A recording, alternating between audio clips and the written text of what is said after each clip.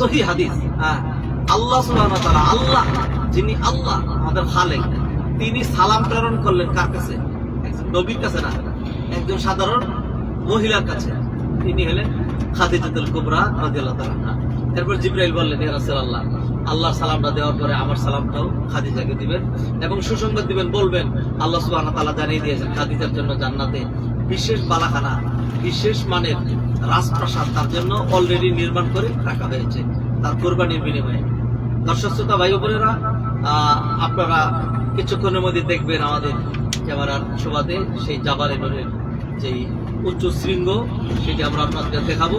আর আমাদের সাথেই যারা রয়েছেন ভিজিটর, আল্লাহ ঘরের মেহমান বৃন্দ, হাজি ভাই বোনেরা, ডান দিকে তাকিয়ে দেখেন ওই যে হাতির মাথার মতো বিশাল বড়, উপরে একটু সাদা সাদা দেখা যায়, এইটাই জাবালে নূরের চূড়া।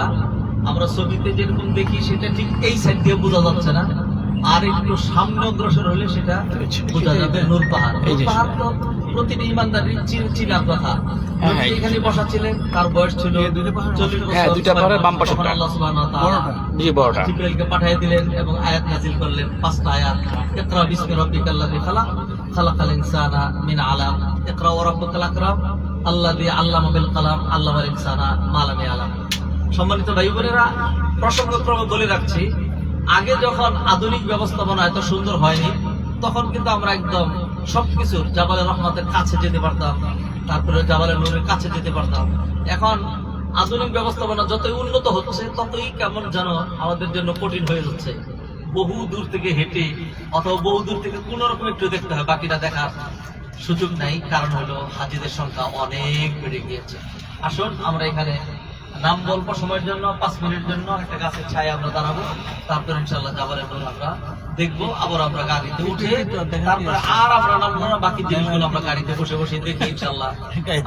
আজকের ট্যুর শেষ করবো আল্লাহ সুবহানাহু ওয়া তাআলা আজকের এই ট্যুর থেকে আমাদেরকে শিক্ষা গ্রহণ করার, আজকের এই ট্যুর থেকে আমাদের তাকওয়া, আমাদের আন্তরিকতা এবং আমাদের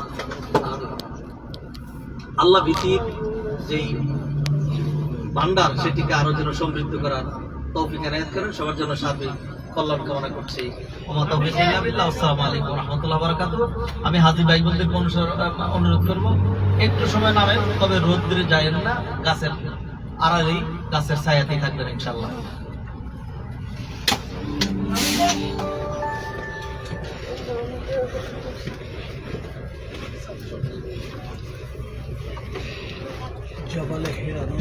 জি জি জি।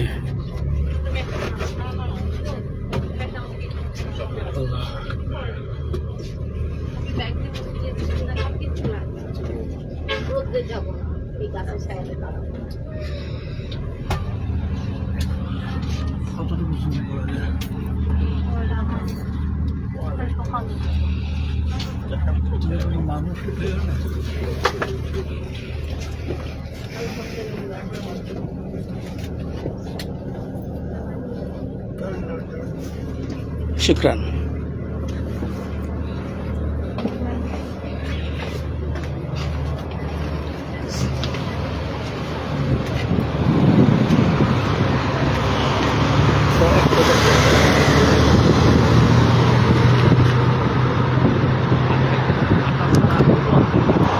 বোঝা আছে কিছু মানুষ এই করা রোদে কারোর জন্য